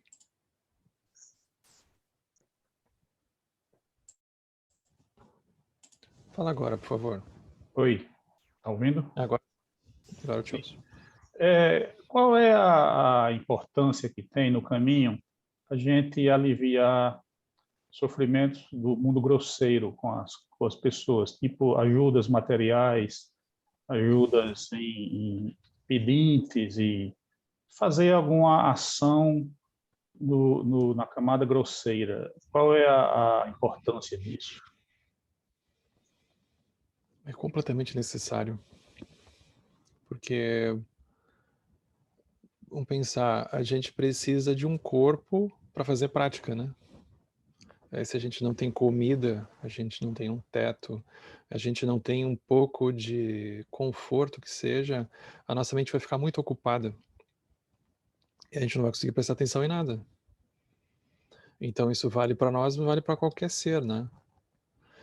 Além disso, então isso é uma de muitas formas de olhar, né? Essa é uma dessas, né? O fato da gente estar olhando assim coisas aparentemente sutis, elas não tiram a importância do aspecto grosseiro, porque se o aspecto grosseiro não tiver minimamente mais ou menos, não vai fazer muito sentido olhar para o aspecto sutil, porque vão ter muitas urgências do aspecto grosseiro para serem resolvidas. Então não vai ter espaço, não vai nem fazer sentido. Então é um processo em que tem que ter um mínimo de liberdade, vamos dizer assim, para poder fazer sentido a pessoa olhar para alguma outra coisa, né? E agora para nós, vamos dizer assim, para os praticantes em geral, faz todo sentido, porque além disso, é uma forma da gente estabelecer um tipo de vínculo, um tipo de relação realmente com as pessoas a partir de uma prática de oferecimento. Aquilo não só vai ser um teste para a nossa prática de apego, de controle, de generosidade, assim por diante, direto, mas é uma forma da gente, de um jeito muito prático também,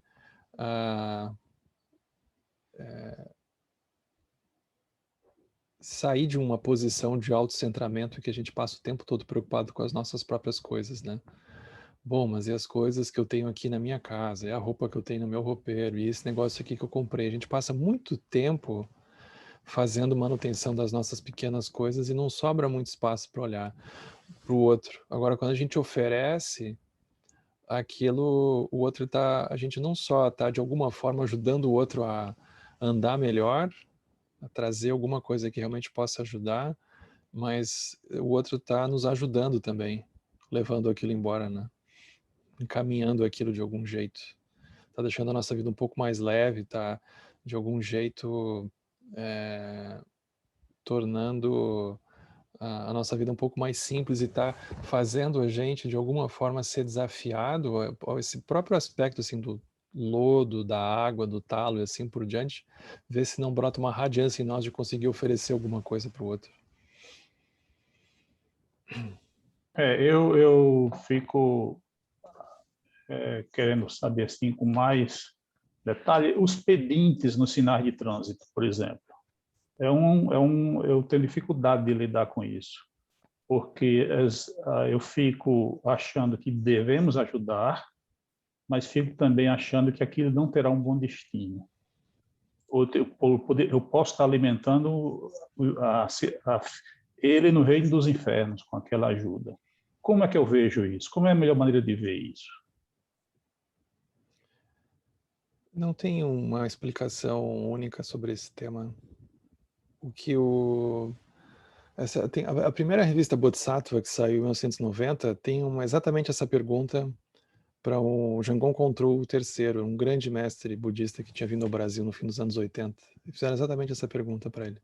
Aí ele disse, o ponto mais importante é a motivação.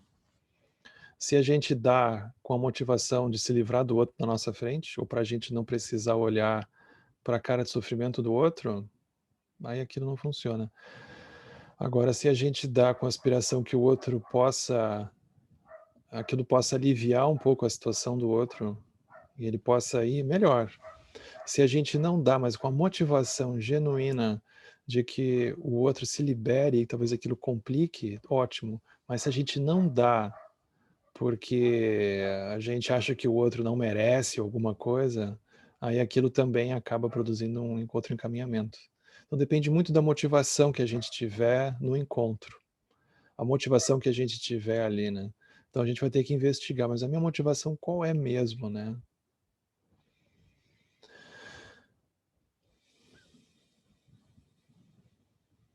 Isso foi ele que falou, tá lá na Bodhisattva, número 1, vocês vejam. O Jamgon Kongtrul que falou. Aí, cada caso é um caso, basicamente, né? Cada caso é um caso. Mas a motivação faz toda a diferença.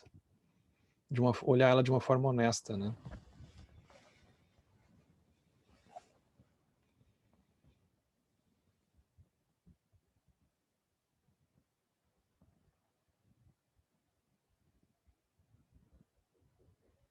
Que a nossa motivação vai nos revelar em que reino nós estamos, né?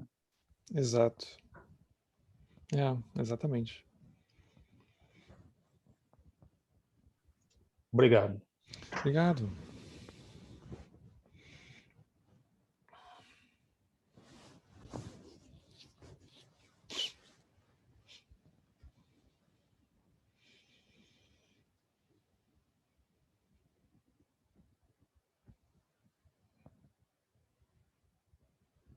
E aí, muito difícil?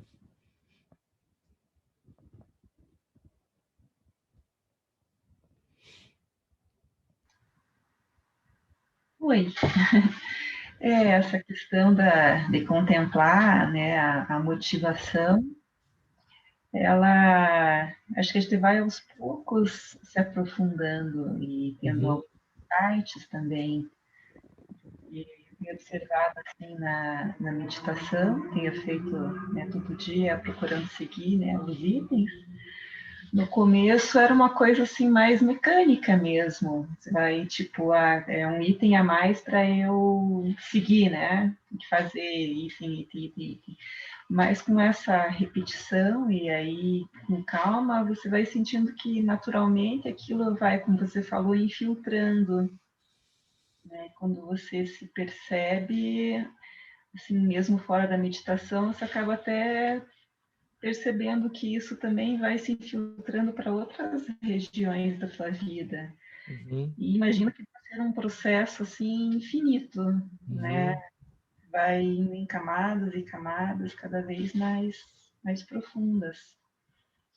Então, assim, É. até por hoje achei assim muito legal, muito fantástico tudo que você falou e me ajudou bastante.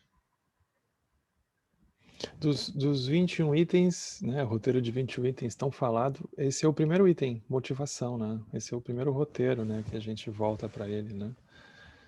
É o por onde a gente começa e por onde a gente termina, num certo sentido, porque como é circular, né, a gente começa e a gente termina o caminho, o que a gente vai ter agora? A motivação um pouco melhor.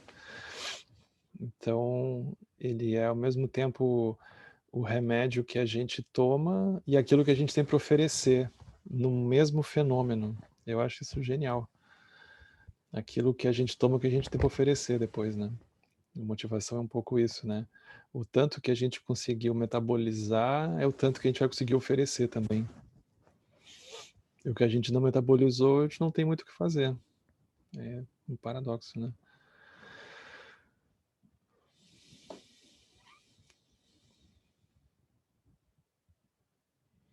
Então isso fica como uma sugestão de meditação também, né? De meditação. Então tá, gente. Acho que a gente chegou no horário também. Deixa vocês almoçarem. Obrigado pela companhia. E a gente vai então fazer a dedicação. Que os méritos deste encontro se expandam e toquem a todos. Que o Mestre Universal da Paz e da Compaixão, Sua Santidade Dalai Lama, juntamente com todos os mestres de todas as tradições que veiculam essa mensagem, tenham longa vida. Todos estejam a salvo de gerar pensamentos negativos, o obstáculo mais destrutivo. Que esses pensamentos nunca surjam em nossa mente. Que todos os seres também estejam livres de pensamentos negativos. Quem Lop Chosun Ring Lo Che Zan Lin Sa Sun Cha Par Pel Dro Ju Chosun Não Adan Midrau Do Sung Ele Show.